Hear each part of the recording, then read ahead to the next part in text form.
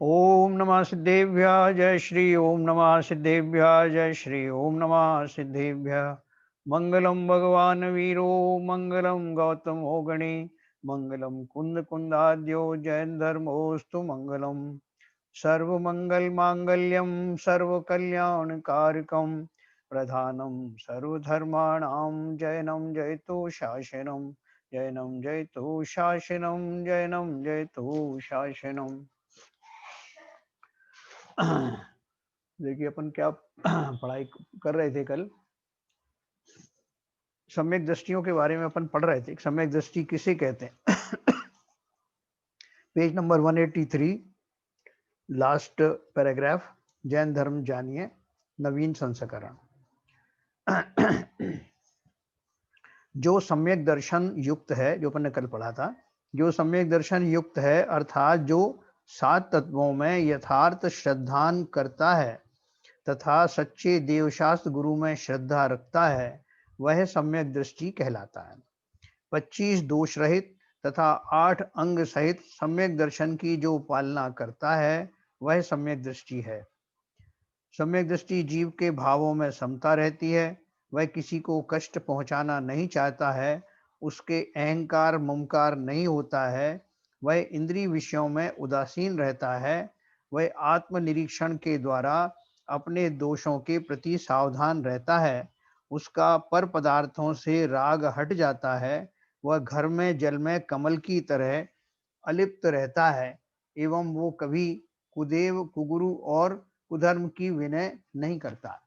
देखो इसमें जो सम्यक दृष्टि की जो अंतरदशा है उसकी तरफ इशारा किया है कि वो उसका जो श्रद्धान है, सच्चा श्रद्धान हो गया ना। सच्चे श्रद्धान का अर्थ क्या है? कि 7 तत्वों में यथार्थ श्रद्धान करता है। वो जैसे हैं उन तत्वों को वैसा ही उसको समझ में आता है, खाली शब्दों से नहीं, अर्थ से नहीं। उनके अंदर जो भाव है, जो आश्रव कहते ही वो समझ जाता है कि आश्रव का अर्थ क्या, संवर का अर्थ क्या, निर्जरा का अर्थ क्या। तो उसको भली भांति उनसे परिचय होता है। उनके भीतर बसे हुए, उन शब्दों के भीतर बसे हुए रहस्य को वो जान लेता है, समझ लेता है, विश्वास करता है।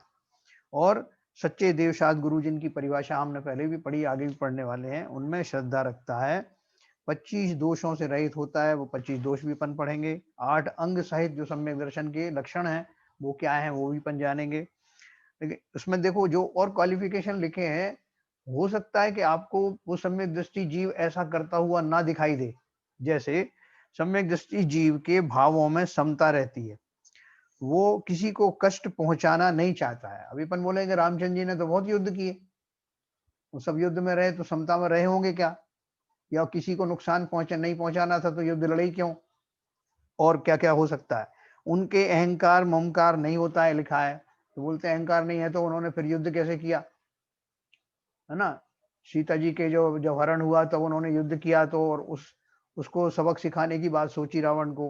तो ये सब भाव इसमें ऐसे लिखे हैं वो, मगर ऐसे तो दिखाई पड़ते नहीं जो हमें प्रश्न आ सकते हैं। वो इंद्रिय विषयों में उदासीन रहता है। तो इंद्रिय विषयों में उदासीन रहता है तो फिर शादियां क्यों होती हैं? तीर्थंकरों की भी शादी होती हैं और भरत चक्रवर्ती आदि की भी शादियां हुई। तो बोले जब इंद्रिय विषयों में उदासीन है तो ये सब क्यों होता है? चक्रवर्ती के जो है 365 रसोइये होते हैं, प्रतिदिन नया नई रसोई बनती है। तो उसको भोजन आदि की आवश्यकता, मतलब नए नए तरह की व्यंजन की नहीं है, तो फिर वो अगर रहती है तो उदासीन कहाँ रहा? वो आत्म निरीक्षण के द्वारा अपने दोषों के प्रति सावधान रहता है। अब ये तो अपन को मालूम नहीं कि रहता है कि नहीं।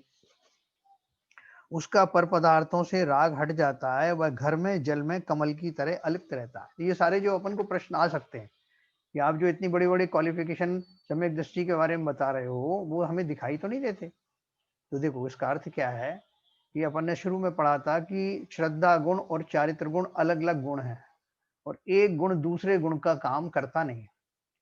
तो श्रद्धा होने के बाद अंदर से श्रद्धा तो है, लेकिन बाहर में जो कार्य किए जा रहे हैं अभी भी वो हमारी चारित्रिक दुर्बलताओं के कारण वो कार्य हो रहे हैं। लेकिन वो जो 4 अनंतानुबंधी वाली कषाय है ना, अनंतानुबंधी क्रोध मान माया लोभ आदि, उस लेवल के उनके भाव नहीं होते। उस बाकी की तो अभी 3 चौकड़ी बाकी है ना, अप्रत्यक्षानावर्णी क्रोध मान माया लोभ, प्रत्यक्षानावर्णी क्रोध मान माया लोभ और संजुलन संबंधी क्रोध मान माया लोभ। ये 3 चौकड़ी अभी बाकी हैं।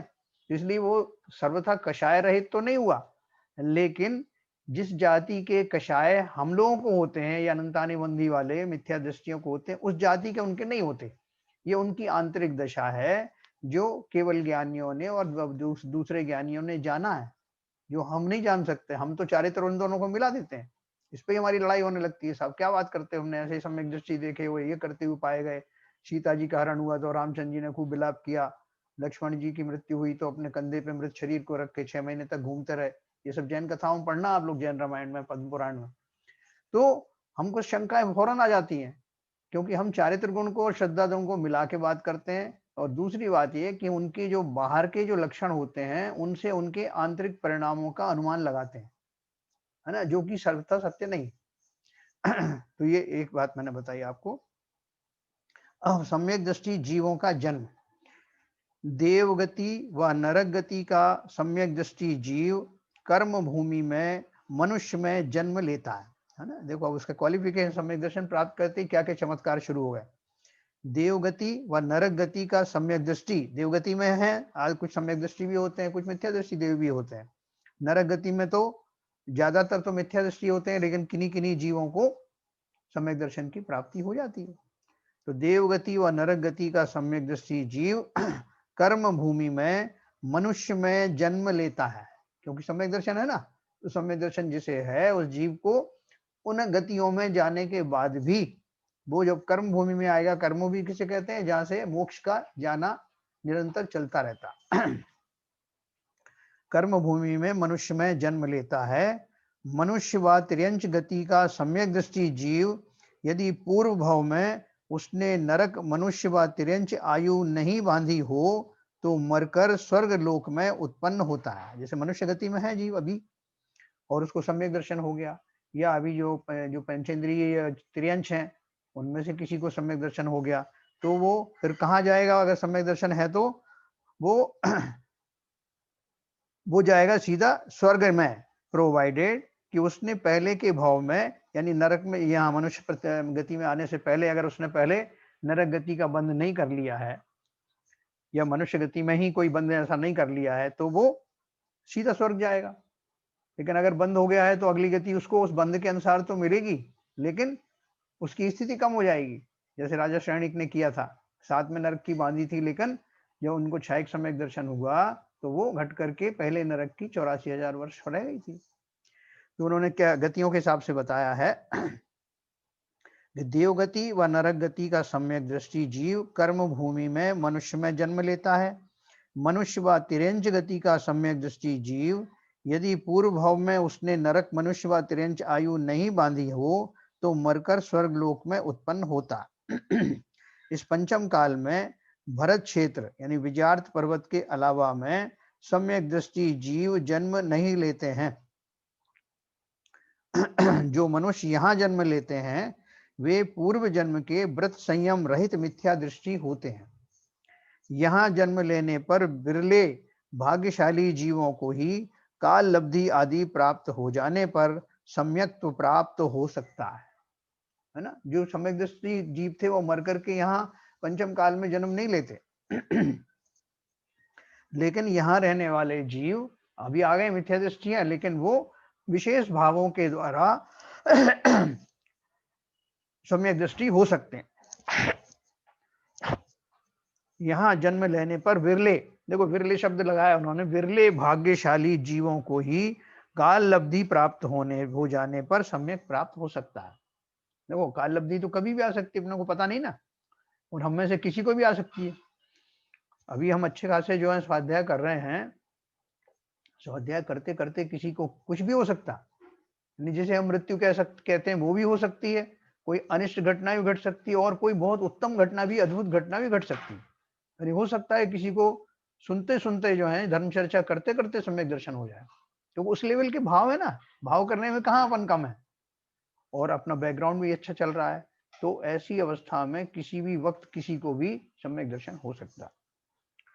तो बोल रहे हैं सम्यक दृष्टि जीव आवृत्ति होते हुए भी भवनवासी व्यंतर ज्योतिषी देवों में, नीचे के 6 नरकों में, तिर्यंचों में, स्त्री पर्याय में, नपुंसकों में, स्थावरों में, विकलत्रय में, नीच कुलों में, हीन अंग वालों में, अल्पायु वालों में तथा दरिद्रियों में उत्पन्न नहीं होते हैं। अब देखो क्या अद्भुतता है सम्यक दर्शन की। जो जीवों को सम्यक दर्शन हो गया वो इन जगहों पे नहीं जाते। सम्यक दृष्टि जी, अभी उसने व्रत आदि जैसे विधिवत धारण नहीं भी किए हैं, चतुर्थ गुण स्थान में आ गया, पंचम में नहीं पहुंचा, यानी अलग क्षुल्लक भी नहीं बना है, प्रतिमाएं धारण नहीं की हैं, लेकिन सम्यक दर्शन होते ही, यानी श्रद्धा सम्यक होते ही क्या क्या चमत्कार होता है। देखो भवनवासी, भवनवासी और व्यंतर ज्योतिषी देव, उनमें ज्यादातर मिथ्या दृष्टि जीव होते हैं, तो उनमें जन्म नहीं लेगा। नीचे के 6 नरकों में सिर्फ पहले नरक में जा सकता है, वो भी पहले से अगर बांधी होगी तो, बाकी 6 नरकों में नीचे के में नहीं जाएगा। त्रिअंशों में पैदा नहीं होगा, स्त्री पर्याय में नहीं जाएगा, नपुंसक नहीं बनेगा, स्थावरों में यानी जल काय, वायु काय, अग्नि काय आदि स्थावरों में नहीं जन्म लेगा, विकलत्रय में नहीं जन्म लेगा, 2 3 4 इंद्रिय वालों में नहीं जन्म लेगा, नीच कुलों में जन्म नहीं लेगा, हीन अंग वालों में जन्म नहीं लेगा, उसका शरीर आदि पूरा होगा, उसमें कोई कमियां नहीं होंगी, अल्पायु वालों में तथा दरिद्रियों में उत्पन्न नहीं होगा। पद्मावती और चक्रेश्वरी देवियां स्त्री पर्याय में हैं और भवन वासिनी भी हैं और क्षेत्रपाल व्यंतर देव हैं, अतः ये भी जन्म के समय सम्यक दृष्टि नहीं होते, है ना। ये बहुत अच्छे से समझ लेना आप इनको कि ये देवियां हैं, इसमें कोई नकारते नहीं है। पद्मावती चक्रेश्वरी देवियां हैं जो जिनेंद्र देव के जो रक्षक देवों में या उनकी जो सेवा करने वाली देवियां हैं उनमें उनको गिना जाता है, और वो भवनवासी होती हैं, स्त्री पर्याय में हैं और क्षेत्रपाल व्यंतर देव हैं। तो ये बाई एंड लार्ज ये सब जन्म के समय में सम्यक दृष्टि नहीं होते। उनमें से कुछ जीव जो है सम्यक दर्शन बाद में प्रकट कर सकते हैं, क्योंकि चारों गतियों में सम्यक दर्शन हो सकता है। तो उनको उस अपेक्षा से समझना, जो अपन जो क्षेत्रपाल का चोला चढ़ाते हैं कि साहब व्यंतर देव हैं और व्यंतर देव का स्वरूप है ये, तो ये हमारी कुछ मदद करेंगे, भगवान की मदद करते हैं, तो ऐसा जो मिथ्यात्व है हमारा वो किस जाति में आता है अपन आगे पढ़ने वाले हैं उसको। अभी देखिए मिथ्यात्व व मिथ्या दृष्टि और पढ़ेंगे अपन, फिर अपन चर्चा करेंगे मिथ्यात्व और मिथ्या दृष्टि। अभी हमने सम्यक और सम्यक दृष्टि पढ़ा, मिथ्यात्व किसे कहते हैं। 7 तत्वों का सच्चा श्रद्धान नहीं होना मिथ्यात्व है।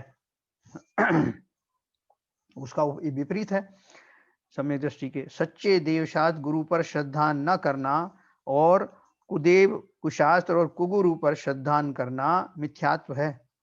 खोटे, रागी, द्वेषी, क्रोधी, वक्र परिणामी, शस्त्रधारी आदि को पूज्य मानना, योगिनी, यक्षिणी आदि को धन, संपदा, पद, संतान आदि देने वाला या रोग आदि दूर करने वाला मानना, क्षेत्रपाल, यक्ष, पद्मावती, चक्रेश्वरी आदि की पूजा करना मिथ्यात्व है ना। क्यों नहीं करना अपन आगे पढ़ने वाले हैं। क्षेत्रपाल, अच्छा, मिथ्यात्व कर्म के उदय से जीव को सच्चा धर्म नहीं रुचता है। आपने कुछ महसूस किया होगा कि बहुत सारे ऐसे जीव होते हैं जिनको जो मिथ्यात्व भी अभी बने रहना, जिनकी अभी काल अवधि आने वाली नहीं है निकट भविष्य में, तो उनको जो सच्चा धर्म है, कोई आत्मा संबंधी कोई बातें हैं, वो उनको रुचिकर नहीं लगती। वो या तो उठ के चले जाएंगे, झगड़ा करेंगे, या वो कहेंगे हमें नहीं सुनना, अवॉइड करेंगे। उनकी काल अवधि नहीं आई, उनकी ऐसी मति रहेगी। तो मिथ्यात्व कर्म के उदय से जीव को सच्चा धर्म नहीं रुचता है, जैसे पित्त के रोगी को मीठा दूध भी कड़वा लगता है। मिथ्यात्व व कषायें दुख का कारण होने से पाप हैं। मिथ्यात्व को सबसे बड़ा पाप कहा गया है। अभी संजय जी बात कर रहे थे ना पाप के बारे में, सबसे बड़ा पाप कौन सा है? मिथ्यात्व, है ना। वो कहाँ छूटा हमारा, हम मंदिर में चले जाएं, हम अभिषेक करें, पूजन करें, सब कुछ करें क्रियाएं, तो तत्कालीन उन अवस्थाओं में तो अवश्य ही मैं पापों से बच पाता हूँ क्योंकि शुभ परिणाम में चला गया। लेकिन वो मेरा जो पाप का जो स्रोत है, मिथ्यात्व रूपी जो मेरा स्रोत चल रहा है, उसके वशीभूत होकर मेरा निरंतर पापों का ही बंध होता है। इनमें से चार जो कर्म है हमारे घातिया कर्म है, वो तो पापमयी है, तो उनका तो निरंतर मैं हर समय बंद कर रहा हूँ, मतलब पाप का तो थोक के भाव में ही बंद कर रहा हूँ। और जो अघातिया कर्म है उनमें जो जैसे साता साता है वेदनी कर्म की, उनमें दोनों तरह के होते हैं। उनमें पाप और पुण्य का भेद उनमें पड़ता है, अघातिया कर्मों में। ये तो चार जो है बिल्कुल पाप जाति ही है सीधी उनकी, कि पाप का ही बंद होता है, उनमें से भी हम कर रहे हैं अघातिया में भी। तो हमारा बहुत व्यापक तौर पर हमारा पापों का आश्रय होता रहता है, और उसका जड़ है हमारी मिथ्यात्व, क्योंकि हमारी मान्यताएं गलत होने से हम विपरीत कार्य करते हुए सर। तो मिथ्यात्व को सबसे बड़ा पाप कहा गया है, यह सबसे अधिक अहितकारी है। इसके बराबर जीव का अहित करने वाला तीन लोक में अन्य कोई चेतन व अचेतन द्रव्य नहीं है ना? अतः इसे त्यागने का प्रयत्न किया जाना चाहिए। देखो हम सबका इतना भाग्य है कि हमें किसी ने, ये सब बातें हमने पहले नहीं पढ़ी, हमको तो किसी ने यही बता दिया। जैसे भी संजय जी पूछ रहे थे कि भाई ये पाप से बचने के लिए क्या करें, अगर हम जो है इसका मंदिर की शुभ क्रियाओं में लग जाएंगे तो पाप से बच जाएंगे और उससे निर्जरा भी हो जाएगी। नहीं, बच तो जाएंगे उतनी देर तक के लिए, प्रोवाइडेड कि हम वहां मंदिर की उन क्रियाओं में भी वास्तव में उपस्थित हैं, मन से उपस्थित हैं। नहीं तो हम मन से वहां पूजन की क्रिया करते करते भी हम पाप में जा सकते हैं, कोई गारंटी थोड़ी, हमारे भाव है। और दूसरा ये है कि जो पापों का क्षय होगा या पाप हमेशा के लिए रुकने लगेंगे, वो क्रिया जैसे आप संवर बता रहे थे उस पूर्वक ही होगी, जिनका अपन ने थोड़ा ब्रीफ में पढ़ा है, आगे भी पढ़ेंगे। तो इन्होंने बोला मिथ्यात्व को सबसे बड़ा पाप कहा है, सबसे बड़ा परिग्रह भी कहा है उसको। ये सबसे अधिक अहितकारी है, इसके बराबर जीव का अहित करने वाला तीन लोक में अन्य कोई चेतन व अचेतन द्रव्य नहीं। बहुत सारे लोग तो जानते नहीं इस बात को, अतः इसे त्यागने का प्रयत्न किया जाना चाहिए। और मिथ्यात्व के लक्षण क्या है? दो लक्षण निम्नानुसार है। पहला, गृहीत मिथ्यात्व, जिसे अधिगमज भी कहते हैं। दूसरे के द्वारा दिए उपदेश सुनकर कुदेव कुशास्त्र गुरु में जो श्रद्धान अथवा जीव आदि पदार्थों में जो अश्रद्धान उत्पन्न होता है, वह गृहीत मिथ्यात्व। जैसे आप गए किसी धर्म के मार्ग में, कोई गुरु के पास गए खोजते खोजते, लेकिन ऐसे गुरु आपको मिल गए जिन्हें स्वयं भी धर्म का स्वरूप नहीं मालूम, या मालूम है तो खोटा मालूम है। तो उनके कहने से जो कुछ मैं सीखूंगा वो सब नियम से मिथ्यात्व को बढ़ाने वाली ही चीजें होंगी, और मैंने उनको ग्रहण कर लिया अगर, तो उसको गृहीत मिथ्यात्व कहूंगा, तो उनके माध्यम से मैंने नया ग्रहण किया, इसलिए वो गृहीत मिथ्यात्व है। और दूसरा है अग्रहित मिथ्यात्व, जिसे नैसर्गिक मिथ्यात्व भी कहा है, अपन ने इसकी चर्चा की थी।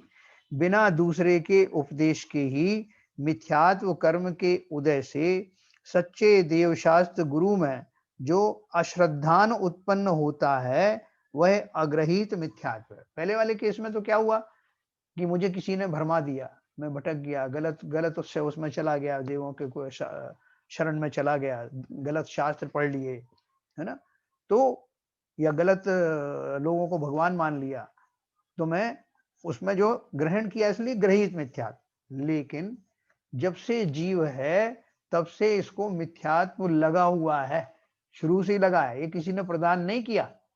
ये जिस अवस्था में जाता है, जिस पर्याय में जाता है, उस शरीर को, उस पर्याय को ही अपना स्वरूप मानता है कि यही मैं हूं।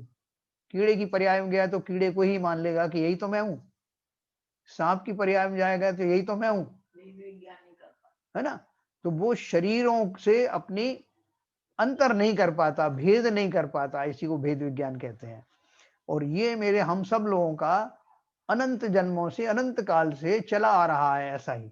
इसे अग्रहित मिथ्यात्व कहते हैं, क्योंकि ये किसी ने मुझे दिया नहीं है, मैं पहले से ही नियम से इस तरह का मेरा चल रहा है। जैसे बिना किसी उपदेश के अनादिकाल से शरीर को ही आत्मा मानना, पुत्र स्त्री धन आदि में अपनापन मानना आदि। तो अभी देखो हमारे साथ और क्या हो रहा है, अग्रहित मिथ्यात्व के कारण तो हम मिथ्या दृष्टि हैं ही। अब कोई हमारा और तीव्र दुर्भाग्य आ जाए तो, और ऐसे कुगुरु आदि और मिल जाए, कुछ शास्त्र मिल जाए, तो फिर तो क्या कहना। जैसे पहले से ही शराब की जो है वो नशे में चूर था, उसने 2-4 बोतल और गटक ली, ये उस तरह की बात। ठीक है, तो अपन इनको अभी ये चर्चा करेंगे इनकी। और मिथ्यात्व के 5 भेद हैं, ठीक है। मिथ्यात्व के 5 भेद अपन पढ़ेंगे। एकांत मिथ्यात्व, विपरीत मिथ्यात्व, विनय मिथ्यात्व, संशय मिथ्यात्व और अज्ञान मिथ्यात्व, है ना। एकांत मिथ्यात्व किसे कहते हैं? अनेक धर्म वाली वस्तु के किसी एक ही धर्म का कथन करके शेष धर्मों का निषेध करना एकांत मिथ्यात्व है ना। वस्तु में बहुत सारे गुण है ना, लेकिन अब मैं कोई एक ही गुण पकड़ करके उस पर अड़ जाऊं। जैसे अभी किसी ने देखा कि जो हाथी है, हाथी की एक सूंड होती है, उसकी एक पूंछ होती है, उसके बड़े बड़े कान होते हैं, उसका ऐसी स्किन होती है, इतने सारे उसके अंदर गुण हैं शरीर के हिसाब से, पर उदाहरण के तौर पर लें तो। लेकिन कोई बात, कोई इसी पर अड़ जाए, नहीं साहब हम तो हाथी उसी को मानते हैं जिसके सूंड होती है।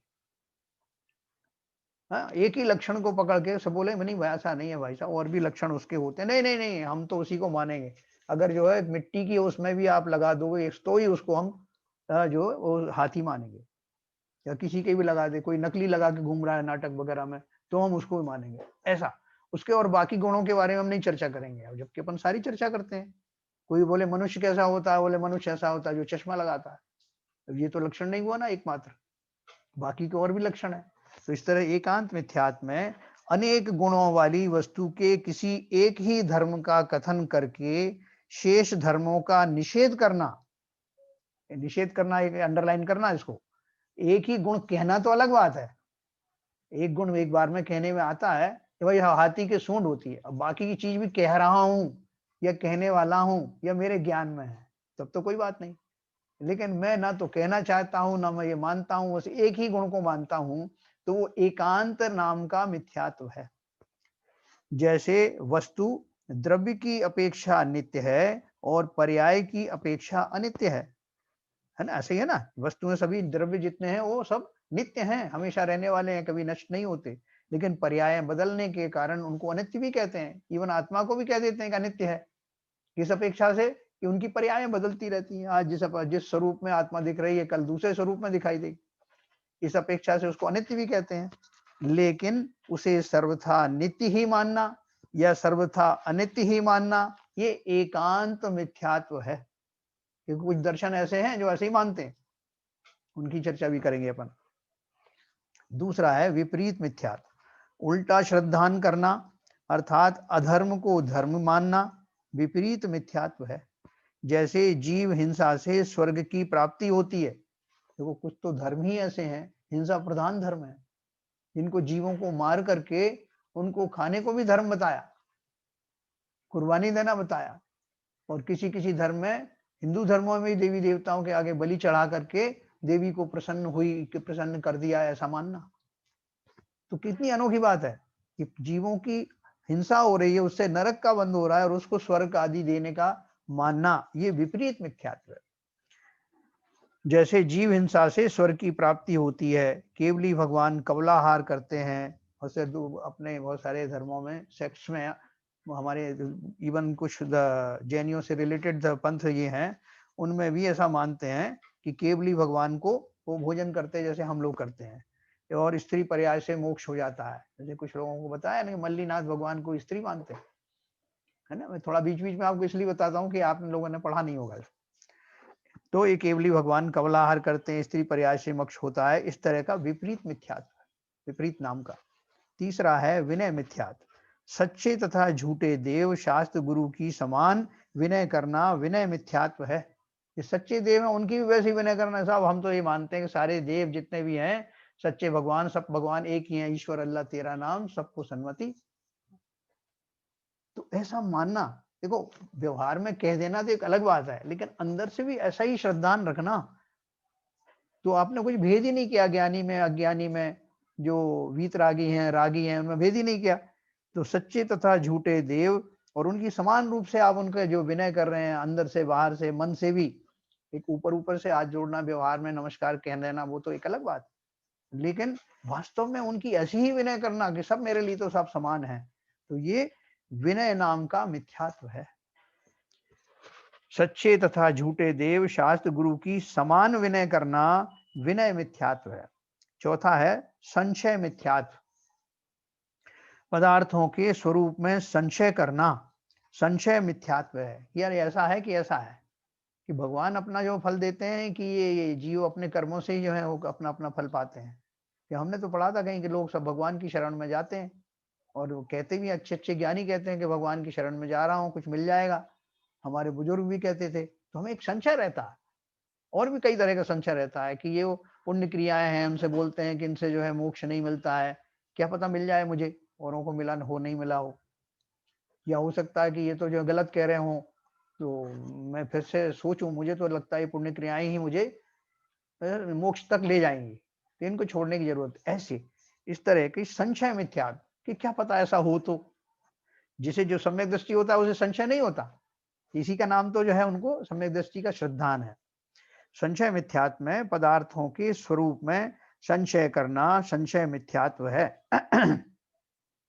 सच्चे या झूठे धर्म में से किसी एक का निश्चय न होना संशय मिथ्यात्व है। जैसे मोक्ष निर्ग्रंथ मुद्रा से होता है या वस्त्र सहित मुद्रा से होता है, सम्यक दर्शन ज्ञान चारित्र मोक्ष मार्ग है या नहीं, ऐसी शंका करना, है ना। और लास्ट में है अज्ञान मिथ्यात्व। हित अहित के विवेक से रहित को अज्ञान मिथ्यात्व कहते हैं, कि भाई साहब हमें तो कुछ पता ही नहीं। बहुत सारे लोग तो ये कहते हैं कि देखो साहब पाप तो उसको लगेगा जिसे कुछ पता हो, हमें तो ज्ञान ही नहीं है, ना हम ज्ञान प्राप्त करना चाहते, तो कम से कम ये तो कहने में आएगा साहब कि मुझे तो कुछ पता ही नहीं था, इसलिए मुझे तो पाप नहीं लगेगा। लेकिन ऐसा नहीं है। अपन ने उस दिन डिस्कस किया था ना कि ignorance is not an excuse. आपको नहीं पता है, रूल नहीं पता है, तो इसका मतलब थोड़ी कि आप उससे छूट जाएंगे सजाओं से, बल्कि ऐसा सोच करके बेफिक्र रहने वाला कितने कर्मों का बंद कर रहा है। इसलिए लिखा है अज्ञान मिथ्यात्व में क्या है, हित अहित के विवेक से रहित। उसमें ये भी शामिल है कि भाई कौन मेरा जो हित कर रहा है, कौन मेरा अहित कर रहा है, उसको यही नहीं पता लगता। हित अहित के विवेक से रहित को अज्ञान मिथ्यात्व कहते हैं। जीव आदि पदार्थों के सही स्वरूप को नहीं समझना अज्ञान मिथ्यात्व है। हम कितनी कितनी सभाओं में कभी गए होंगे, शास्त्र सभाओं में, और वहां से अपन ने देखा होगा कि ये बिना बात के एक पंडित बैठ करके कुछ पढ़ता रहता है पुस्तक, अपन उसको अवॉइड करके निकल जाते हैं। या कहीं प्रवचन चल रहे हो, मुनिराज के भी चल रहे हो, तो अपन ने तो दर्शन किए और खिसक लेते हैं, क्योंकि हमें उसमें कोई सार नजर नहीं आता। ये पता नहीं क्या पढ़ते रहते हैं, यूं टाइम खराब करते रहते हैं। तो जो जिन्हें अज्ञान है और अज्ञान से मुक्त नहीं होना चाहते, उन्हें अज्ञान भी अज्ञान जैसा नहीं लगता, ऐसे जीवों का जो मिथ्यात्व है वो अज्ञान मिथ्यात्व कहलाता है। और बहुत से एक सोच लेते हैं कि अभी क्या करना है, अभी तो बुढ़ापा आएगा जब देखेंगे, अभी कौन सी जल्दी पड़ी है, ये सब धर्म कर्म बुढ़ापे की चीजें हैं, ऐसा मानना। बहुत सारी चीजें इसकी जो है, ये थोड़ा मोटा मोटा उन्होंने उसकी जो उदाहरण दिए हैं, जो कैटेगरी बनाई है, इसमें बहुत विस्तार हो सकता है। तो मैं मेरे लगता है कि ये अपन अनम्यूट करके थोड़ा डिस्कस करेंगे, फिर अगला टॉपिक पढ़ेंगे।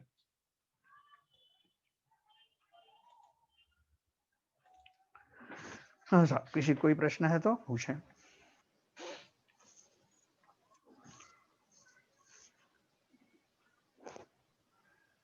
सब क्लियर हो मेरा गया एक सब? प्रश्न है सर, जी, आपने कहा था कि सम्यक दृष्टि जीवों का जन्म जो है देवगति में अगर है सम्यक दृष्टि, तो कर्म भूमि में मनुष्य हो जाता है वो। हाँ हाँ बराबर। सो इन अदर वर्ड्स कर्म भूमि उससे अच्छी मानी जाती है कि उस वहां से सीधा मोक्ष की तरफ जा सकता है। बिल्कुल बिल्कुल लेकिन बिल्कुल। दूसरे सेंटेंस में यही कहा है मनुष्य तिर्यंच गति का सम्यक दृष्टि देव बनता है, उसको हाँ मनुष्य गति क्यों नहीं मिल पाती? वो वहां से फिर से निकल सकता है ना। हाँ, नहीं वो क्या है कि मनुष्य गति में जो कुछ वो करता है, वो बहुत सारे उसके जो है पुण्य इकट्ठे हो जाते हैं, जी जो उसकी बहुत सारी शुक्रियां भी साथ में चलती हैं। और ऐसा कुछ नियम है, ये कौन किस गति में जाएगा इसके कुछ नियम हैं। तो उस नियम के अनुसार ही वो जो सम्यक दृष्टि जीव है, उस काल में जो उसने जो कुछ भी बांधे हैं, या तो वो इतने उच्च कोटि के जो है काम करे कि वो पुण्य उण्य सब छोड़ छाड़ करके वो सीधा मोक्ष चला जाए। लेकिन अगर वो उसमें उसी थोड़ी तरह से। कमी रह गई, तो वो कहाँ जाएगा? वो कमी रह गई तो वो फिर स्वर्गों में जाएगा। स्वर्ग के जो जिसका पुण्य का इतना सारा इकट्ठा भंडार हो गया है, वो पुण्य भी संचय है उसका, अभी वो खिरा नहीं है, तो जी वो फिर उनको भोगने के लिए देवगति आदि में जाता है। ऐसा है।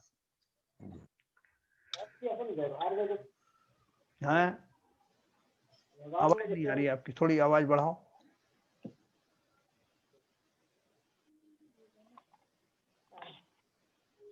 हाँ बोलिए। हाँ सर, आवाज आ रही सर? हाँ आ रही है।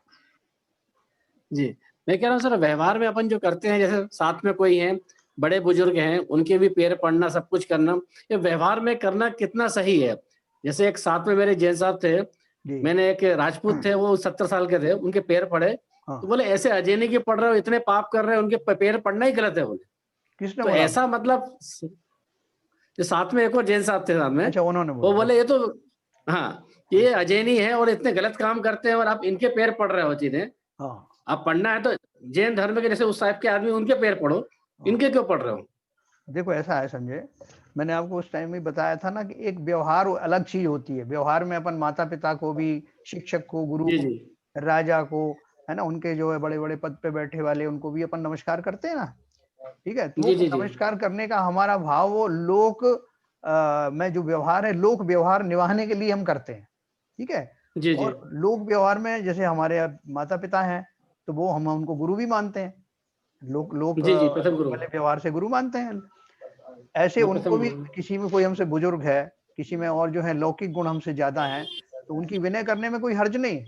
लेकिन उनकी विनय इस भाव से नहीं करना है कि ये मुझे मोक्ष में पहुंचा देंगे या इनको बहुत हाँ ज्ञान वो है मोक्ष वाला। ठीक है ना, तो वो दोनों में फर्क पड़ता है।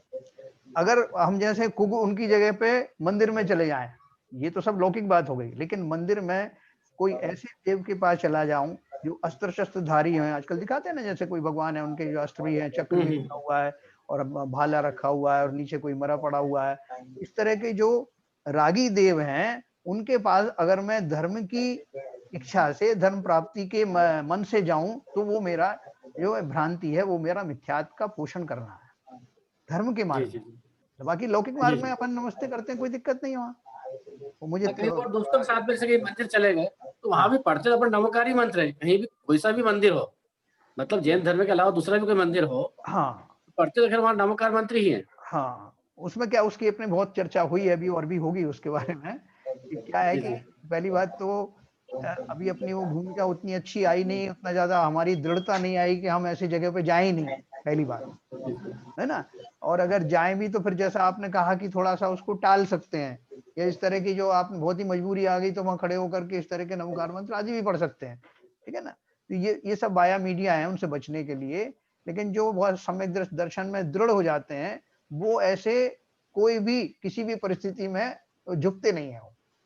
अच्छा अच्छा अच्छा। ऐसा वो एकदम दृढ़ रहते हैं, वो ऐसी परिस्थितियों का निर्माण होने नहीं देते। हम्म। तो हम लोगों की भूमिका में जो कई बार ऐसे जो है धर्म संकट आ जाते हैं, वो अलग बात है, लेकिन हमें ये जागरूक होना चाहिए कि वास्तव में ये सच्चे देव शाद गुरु नहीं है। क्यों जी गलती जी से हमने, अगर मान लो वहां बैठे हुए किसी गुरु ने हमको उपदेश सुनाना शुरू कर दिया, तो हम उनकी बातों में आ गए, क्योंकि हमें भी, हम तो अभी कच्चे हैं, हमको मालूम नहीं कि ईश्वर देव जिसकी करता धरता है कि नहीं है, जैसा कि जैन धर्म में कहते हैं, वो उल्टा सब हमको समझा देगा, वो हमारे दिमाग में घुस जाएगा। तो उनसे बचना चाहिए आप। ठीक है साहब, और किसी का प्रश्न जी है? जी। अंकल जी, जैसे आप बोल रहे हैं कि जैसे सच्चा सम्यक दृष्टि होता है वो फिर वहां जाते ही नहीं, लेकिन जब अपन घर में है, अपन को पता भी है ये सब चीजें कि अब ये सब चीजें नहीं करना है, हाँ, लेकिन अब हम लोक में हैं तो वही व्यवहार में जैसे आमने सामने जैसे अपना व्रत लगते हैं, हाँ, सामने वालों ने गणपति रखे, अब वो व्यवहारिकता पे हमें बुलाने आते, तो अब वो व्यवहारिकता में तो हमें जाना ही पड़ेगा, हम उसको हाँ, चाहते हुए भी नहीं छोड़ सकते हैं। हाँ, हाँ, हाँ, बिल्कुल, मैंने कहा ना अभी, क्योंकि हमारे जो अभी गृहस्थ हैं, एक तो पहले गृहस्थ हैं, हम्म दूसरे अभी सम्यक दृष्टि हुए भी नहीं है, ये तो अपन को पता है ना पक्का। हम्म और तीसरा ये कि इस तरह की जो है लोक लाज की बात आती है, लोक व्यवहार की बात आती है, तो हम उसको अवॉइड नहीं कर पाते, हाँ है ना। तो वो एक अलग बात है। वो अभी जो पक्के सम्यक दृष्टि हैं, तो वो तो इतने भी पक्के होते हैं कि वो जो है वो नमस्कार भी किसी को नहीं करते। रामचंद्र जी के जीवन में एक वज्रकर्ण करके एक व्यक्ति राजा आया, वो किसी को नमस्कार नहीं करता था, उसने अपनी अंगूठी में एक जिन प्रतिमा धारण कर रखी थी, उन्हीं को नमस्कार करता था। ऐसे बहुत सारे जीव होते हैं, तो वो उनके भावों की बात है। ऐसा नहीं कि अपन भी वही करने लगेंगे तो अपन भी सम्यक दृष्टि हो जाएंगे। सम्यक दृष्टि के अपने अपने भाव होते हैं, और हम कितने उनमें अवॉइड कर सकते हैं, कितने बच सकते हैं, उतनी कोशिश करना, या नहीं बच सकते वहां करना पड़ता है, जाते हैं। अब बहुत सारे देखो बिल्डिंग के अंदर में आपकी जो सोसाइटी है, उसमें इस तरह के अनुष्ठान होते हैं जिसमें तीव्र राग द्वेष वाले होते हैं। जैसे दुर्गा दुर्गा कथा होगी, चंडी कथा होगी, और उनके भाव को पढ़ते ही आपको रोंगटे खड़े हो जाएंगे, उस तरह के जो भाव। तो अब वो आपको बुलाने आए, जाने आए, तो अगर हो सकता है, अगर आपके संबंध भी खराब ना हो और कोई तरीका बाया मीडिया, अपन सब चतुर लोग हैं ना, वो निकल आए, तो ऐसी कथाओं से थोड़ा बचना चाहिए। या बहुत मजबूरी आ गई, वहां भी नहीं, तरीका। कथाओं वथाओं में तो नहीं जाते, लेकिन हाँ सामने है तो एक व्यवहारिकता के हिसाब से अपन चले जाते कि नहीं अब हाँ, क्योंकि व्यवहार तो निभाना ही पड़ेगा कि हाँ उनने बुलाया है तो जा गए हाँ, अपना वो किया और काम करके आ गए अपना, मतलब कुछ हाँ व्यवसाय नहीं देखो, रहता। मेन बात क्या है कि मन में इनके प्रति उमंग ना हो, हाँ, मन में मतलब थोड़ा सा अपने को श्रद्धा अपने ही ऊपर है, बट वो व्यापार हाँ में जा रहे हैं। हाँ, थोड़ा सा अपना भाव, अरुचि वाला भाव बना रहे उन चीजों से, तो भी चल जाएगा। अरुचि वाला भाव रहेगा तो एक ना एक दिन वो छूट जाएगा सब, हम्म। ठीक है ना, ऐसा है। ये सब ऐसा है, भाव तो सही है, लेकिन प्रसाद जिसे देते हैं, प्रसाद मान लो देते हैं, जी उसको प्रसाद ग्रहण करने में क्या चक्कर? देखो, प्रसाद तो उसको कई तरीके से अवॉइड कर सकते हैं। तो प्रसाद में मैं सबसे बड़ी बात आपको बताऊं कि बहुत सारे पहले जो तंत्रांतर विद्या करते थे, अभी भी करते हैं बहुत से, और वो जो कुदेवों को मानते हैं, व्यंतर देवों को मानते हैं, जब उनकी पूजन करते हैं तो प्रसाद के माध्यम से कई बार जो है वो इस तरह की शक्तियां ट्रांसफर हो जाती हैं। और वो ये आपको पता नहीं होगा, ऐसा बहुत बार हुआ है, प्रसाद के माध्यम से लोगों के बहुत अहित हुए हैं। कई बार जो है वो जहर भी लोग मिला देते हैं, वो जैसे कोई नकली लोग होते हैं ना, वो जहर सड़क पे बांट रहे हैं प्रसाद बहुतों को, ऐसे बेहोशी की दवा दे देते हैं। ये तो उसका व्यवहारिक पक्ष हुआ। अभी आप देखो कि उसको कैसे अवॉइड करें। आपको जैसे किसी ने प्रसाद दे दिया तो आपने बोले कि हाँ मैं बाद में खाऊंगा साहब, ठीक है, आपने जेब में रख लिया। फिर किसी को जो भक्त है उनका, उनको दे दिया आपने, उसका अनादर भी नहीं करना है, अनादर नहीं करना। और किसी को कभी कह दिया मेरा उपवास है, कभी कह दिया कि मैं बाद अंकल में जी, खा हम लोग लूंगा। के लिए तो रात का सबसे बड़ा वो बहाना है कि हम रात हाँ, में नहीं खाते खाते, हैं। कि दे भी रहा है श्रद्धा से तो ले लिया आपने। अब वो चरणामृत वगैरह जो लिक्विड फॉर्म में आता है उसको तो आप रख भी नहीं सकते जेब में, है ना। तो अब थोड़ा अवॉइड करो कि मैं बाद में ले लूंगा, अभी मेरे हाथ धुले नहीं है, या बाद में लेता हूँ, ऐसे करके कुछ भी कर सकते हो आप भाई। उसका आपने को तिरस्कार भी नहीं करना है, सामने वाले की भावनाओं को आहत भी नहीं करना है, और उससे बच भी जाना है। और प्रसाद का खास तौर से ध्यान रखना, जैनी लोग जो है वो हर किसी से प्रसाद नहीं लेते, तो हमारे यहाँ तो प्रसाद चढ़ाने की व्यवस्था है भी नहीं, व्यवस्था ही है ना। और बताएं पद्मावती नहीं, चक्र। ये प्रभावना क्या है? सब प्रभावना भी तो करते हैं अपन लोग। हाँ देखो, प्रभावना में वो चढ़ाते नहीं भगवान को अपन, हाँ नहीं, लेकिन देते तो हैं लोगों हाँ को। वो प्रभावना का अर्थ वो खाली, ये भी अभी अभी चली है वो प्रभावना, क्योंकि लोगों को लगता है कि भाई हमारे, हमने कोई धार्मिक अनुष्ठान किया, उसमें लोग आए, या तो उनको थोड़ा सा हम ये देंगे, उनको अच्छा लगता है, उनको भी खुशी होती है, लेने वाले को भी खुशी होती है कि भगवान के दरबार में गया, वहाँ फलाने फलाने जीव ने थोड़ा तो उसको। देना भी तो मिथ्यात्व ही हो गया ना साहब। नहीं, मिथ्यात्व तो है, लेकिन ये मिथ्यात्व उस भाव से नहीं दिया जा रहा है कि भगवान का जो प्रसाद है।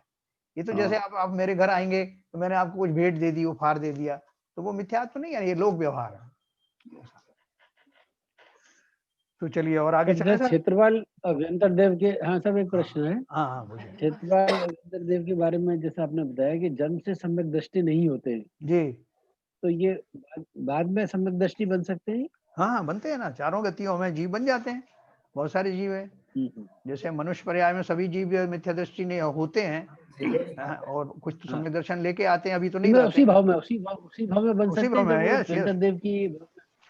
उसी भाव में। अभी कितने नारकी हैं, जब वो उनको वेदक सम्यक दर्शन में आप पढ़ेंगे ना, तो वो क्या होता है, वेदना सम्यक, जब वहां उनको कष्ट होता है तो वो कष्टों से उनको एक मिनट के लिए एकदम ध्यान में आता है कि मैंने ऐसे कौन से खोटे कर्म किए थे जिसके कारण मैं ऐसी गति में आया।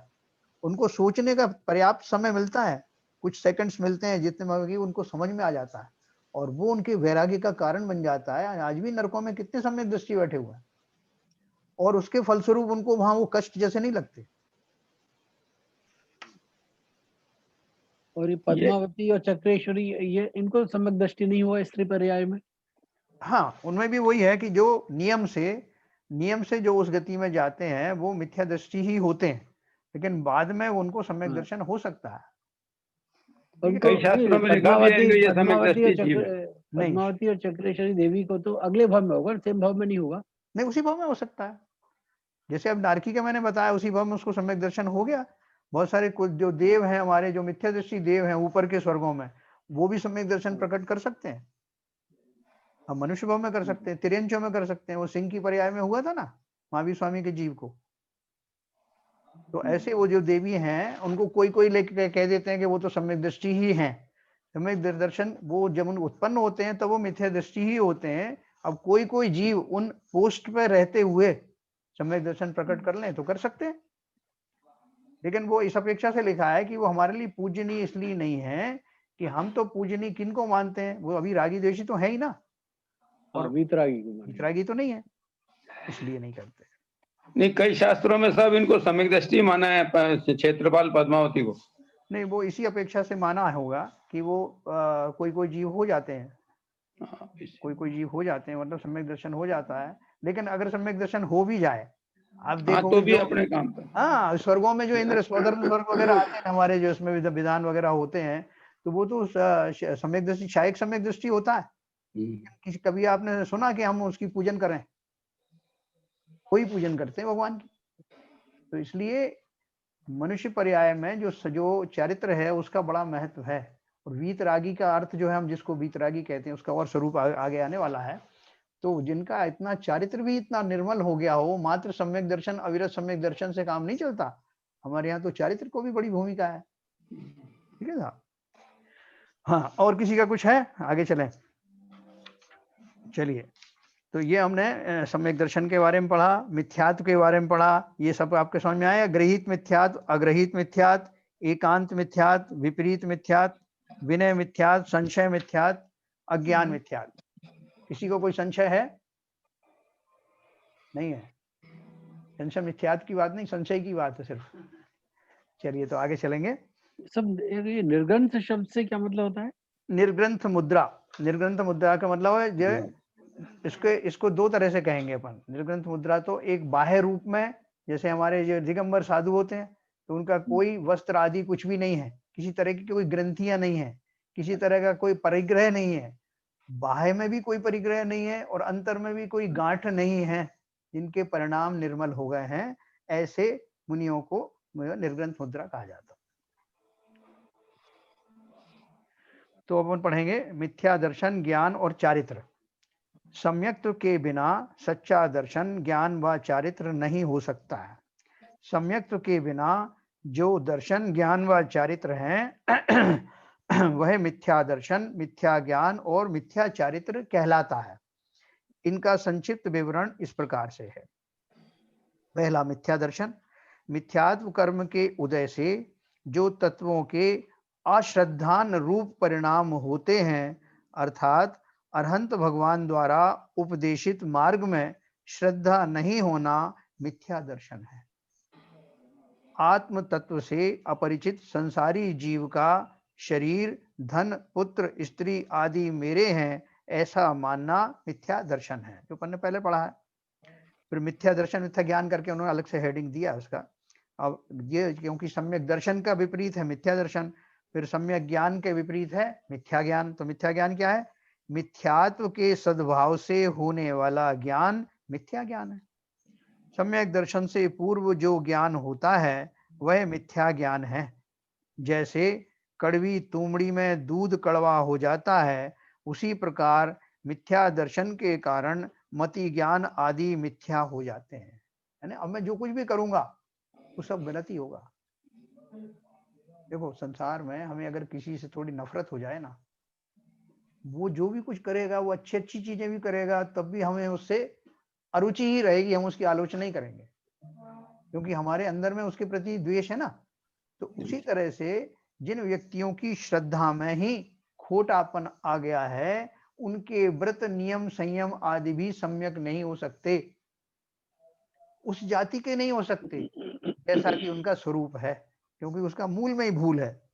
तो इसलिए बोला, जैसे कड़वी तुमड़ी में दूध कड़वा हो जाता है, उसी प्रकार मिथ्या दर्शन के कारण मति ज्ञान आदि मिथ्या हो जाते हैं। मति ज्ञान, श्रुत ज्ञान और अवधि ज्ञान मिथ्या दृष्टियों का हो तो उसे कुमति ज्ञान, कुश्रुत ज्ञान और कुअवधि ज्ञान कहते हैं। इनका विवरण इस प्रकार से है। पहला, कुमति ज्ञान। मिथ्यात्व से युक्त मति ज्ञान कुमति ज्ञान है। कुश्रुत ज्ञान मिथ्यात्व से युक्त श्रुत ज्ञान कुश्रुत ज्ञान है। कुअवधि ज्ञान मिथ्यात्व से युक्त अवधि ज्ञान कुअवधि ज्ञान है, इसे विभंग ज्ञान भी कहते हैं। ठीक है, ये जो तीनों ज्ञान है ये हमको है कि नहीं है? हमारा जो मति, श्रुत, अवधि ज्ञान है, अवधि ज्ञान तो अभी अपन को नहीं है, मति और श्रुत जो ज्ञान है हमारा, वो सुमति ज्ञान है, सुश्रुत ज्ञान है, या कु में आता है? कु लगाएंगे, सु लगाएं? कोई लगाएं। अरे यार ऐसा मत करो भाई, अपने नाम के आगे अपन को कु लगाना पड़ेगा।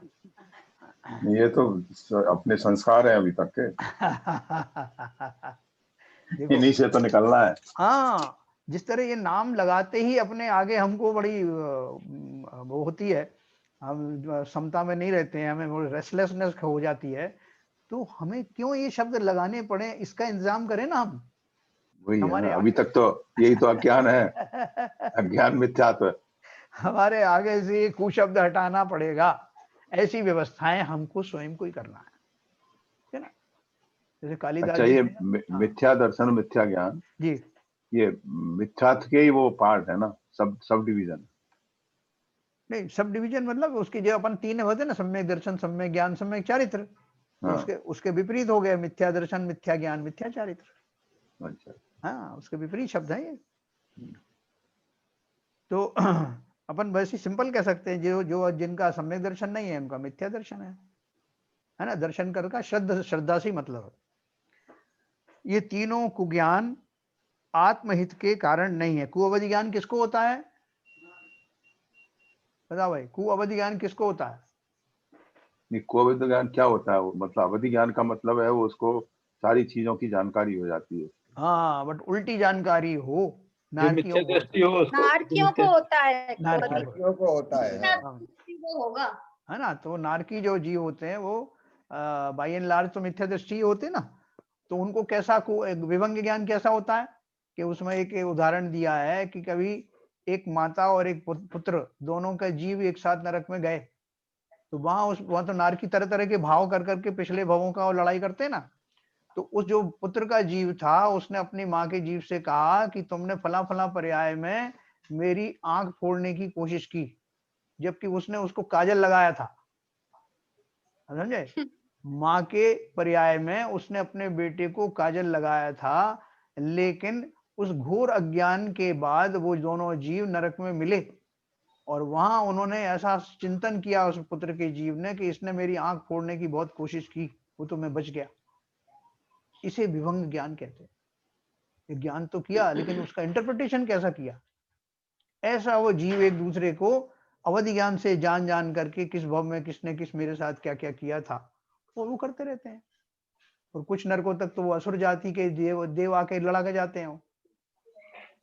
तो इतना तीव्र परिणाम होता है। ये कुभंग विभंग ज्ञान या कुअवधि ज्ञान का उदाहरण मैंने आपको दिया। और कुमति ज्ञान, कुश्रुत ज्ञान का अर्थ ये है कि हम सब जीवों को जब तक सम्यक दर्शन नहीं होता है तब तक हमारे ही मति ज्ञान, श्रुत ज्ञान को कु ब्रैकेट में लगा करके जान लेना है ना। तो अभी हम और लेकिन सम्यक दृष्टि कौन बनेगा, सुमति ज्ञान वाला कौन बनेगा, सुश्रुत वाला कौन बनेगा, हम ही तो बनेंगे। वो वाले बनेंगे। है सम्यक दृष्टि कौन बनता है, मिथ्या दृष्टि ही तो सम्यक दृष्टि बनता है। तो हम एलिजिबल हैं कि नहीं सम्यक दृष्टि बनने के? बिल्कुल है, ठीक है ना। लेकिन ये हमें मानना, दो चीजें करनी पड़ेगी। ये तो मानना पड़ेगा कि मैं मिथ्या दृष्टि हूं, और चाहना पड़ेगा कि मुझे सम्यक दृष्टि बनना है। ये दो चीजें होंगी तो अवश्य ही हमारे आगे से कु हट जाएगा। तो ये तीनों कुज्ञान सब एक बार मति ज्ञान और श्रुत ज्ञान के बारे में बता दीजिए, ये क्या होते हैं, मति ज्ञान, श्रुत ज्ञान। अच्छा, मैं आपको इसका डिटेल में बताऊंगा, मति ज्ञान श्रुति ज्ञान थोड़ा आगे चल करके, क्योंकि इसमें तत्वार सूत्र में पूरे चैप्टर है एक, पहला चैप्टर जिसमें इसका बहुत डिटेल में दिया है, मैं आपको अच्छे से बताऊंगा उसको। फिलहाल तो यही समझेंगे, जो इंद्रियों और मन की निमित्त से जो ज्ञान हमको मिलता है वो मति ज्ञान है।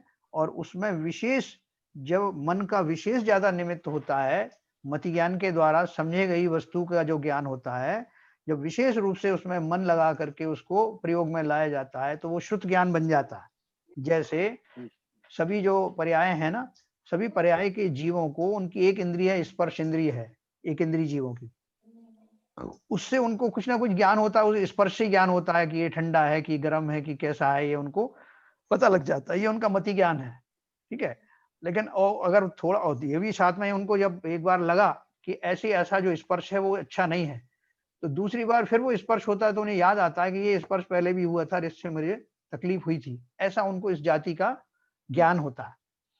तो या जैसे अब दूसरा उदाहरण दूं कि जैसे हमने बहुत सारे जो है वाद्य यंत्र सुने हैं। पहले बच्चा होता है ना, बच्चा जब रोता है तो अपन उसके आगे झुनझुना बजाते हैं तो उसको लगता है कुछ आवाज आ रही, तो वो आवाज आके वो चुप हो जाता है, लेकिन उसको ये ज्ञान नहीं है कि किसकी आवाज आ रही है।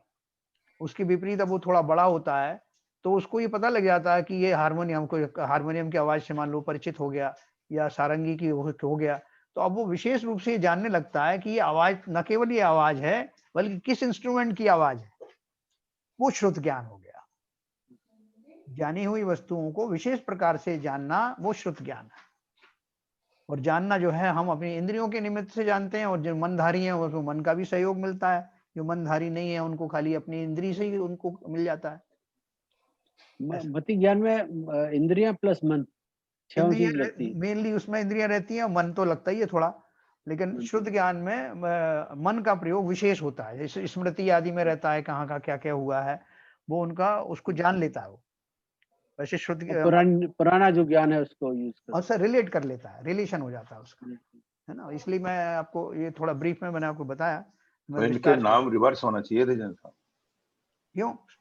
सुना हुआ है ना। श्रुतगान मति ज्ञान होना चाहिए था, जो सुनने शुद्ध से ऐसा लगता है सुना हुआ ज्ञान। शुद्ध से मतलब शुद्ध वर्ड से आता है ना कि हाँ कोई चीज सुनी है किसी से कि ये आम मीठा होता है। हाँ हाँ तो हाँ तो इस तरह से शुद्ध ज्ञान का मतलब होगा। हाँ, मति ज्ञान में पर क्या आप जो बता रहे हैं वो थोड़ा सा और डिफरेंट है एक्चुअली। रिवर्स हो गया। इसको अपन आगे और स्पष्ट करेंगे इसको। आप श्रुत ज्ञान को कह रहे हैं कि मति ज्ञान का स्पेशल पर्याय मतलब प्रयोजन ही आपका श्रुत ज्ञान है। हाँ, तो वहाँ मति ज्यादा यूज हुई है, तो वो मति ज्ञान होना चाहिए था। यहाँ मति का अर्थ वो बुद्धि से नहीं है कि मति भ्रष्ट हो गई इनकी, वो वाली बात नहीं है।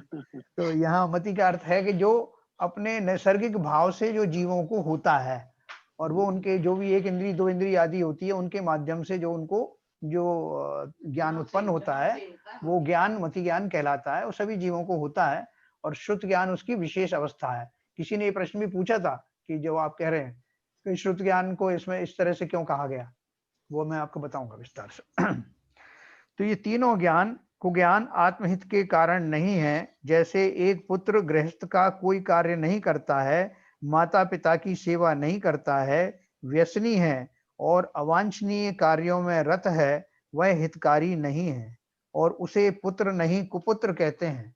उसी प्रकार ये तीन ज्ञान भी आत्मा के हितकर नहीं है और इन्हें कुज्ञान कहते हैं, है ना। मिथ्या चारित्र कौन सा है? सम्यक के बिना चारित्र मिथ्या चारित्र है। अरहंत भगवान के द्वारा बताए गए मोक्ष मार्ग के विपरीत मार्ग पर चलना मिथ्या चारित्र है। जिस प्रकार शक्कर संयुक्त मीठा दूध पित्त ज्वर से पीड़ित व्यक्ति को कड़वा लगता है, उसी प्रकार मिथ्या दृष्टि को भी वस्तु का स्वरूप विपरीत ही प्रतिभाषित होता है। तो उनका जो चारित्र भी होता ना, अभी चारित्र कैसा होता है, उनको उल्टा चारित्र करते हैं।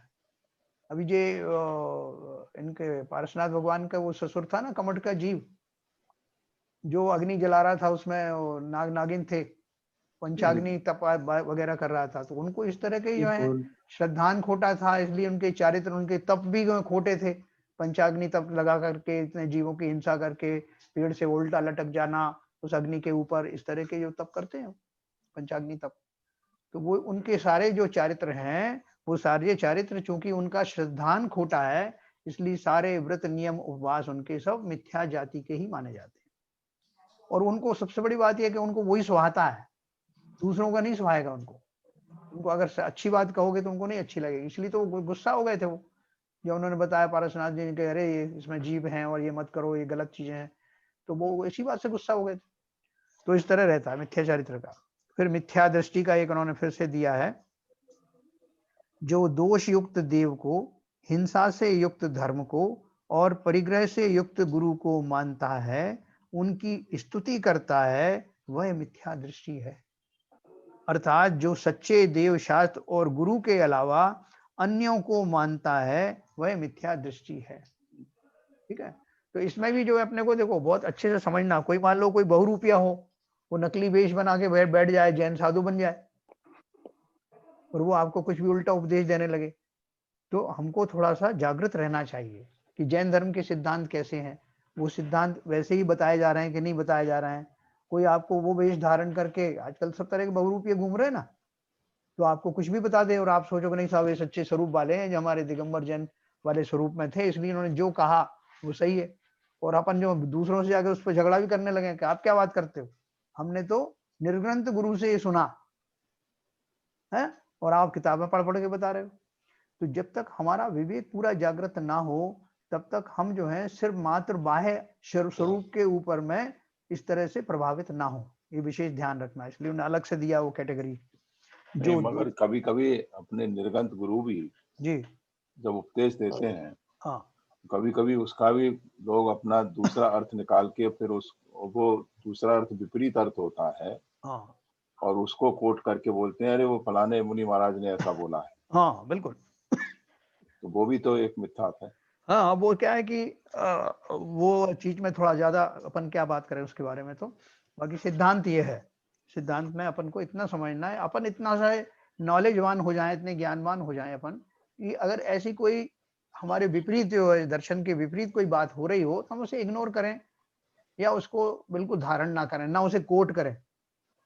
कई बार कोई किसी मुंह से कोई किसी और रेफरेंस में कोई बात हो रही हो, हम उतना ही पकड़ करके उसको बोलेंगे साहब उन्होंने तो ऐसा कहा था। हाँ, बहुत सारे लोग ऐसे करते हैं कि जो अपने मतलब की बात होगी तो वो तो कह देंगे कोट करके फलाने ने ये कहा था साहब मुनिराज और जब उनसे कहेंगे उन्होंने ये बात भी तो कही थी, तो कहीं नहीं उन्होंने ये भी कहा था कि जहां जैसा बने वैसा कर लेना अपनी सुविधा के अनुसार। देखो ये सब चीजें मायाचारी में आती हैं। अगर हम अपना स्वार्थ पूर्त करने के लिए किसी को गलत कोट करें या उसकी सही बातों को जो रेफरेंस है वो पूरा ना समझें तो ये सब एक तो अज्ञान में आएगी और जानबूझकर अगर हम अपना कर रहे हैं उस तरह का तो मायाचारी में आएगी। तो इस तरह से हमने आज विस्तार से सम्यक दर्शन और मिथ्या दर्शन के बारे में समझा और मेरे ख्याल से ये सब्जेक्ट तो क्लियर हो ही गया होगा। कल अपन पढ़ेंगे सच्चे देव शास्त्र और गुरु, जो बार बार आता है चर्चा, खुदेव को शास्त्र के बारे में भी पढ़ेंगे और भले अच्छी प्रकार से समझ लेना क्योंकि ये हमारे निमित्त ही तो हमको सम्यक दर्शन प्राप्त करने में सहायक होने वाले हैं। तो सबको समझ में आया होगा। जिनवाणी स्तुति करते हैं, समय हो गया।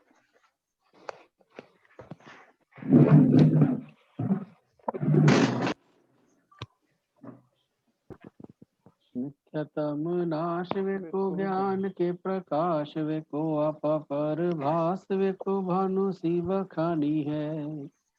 छहो द्रव्य जान वे को बंध विधि भान वे को स्वपर पिछान वे को परम प्रमाणी है।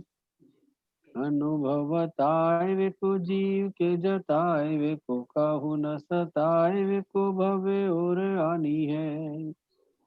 जहाँ तहाँ तार वे को पार के उतार वे को सुख विस्तार वे को यही जिन वाणी है।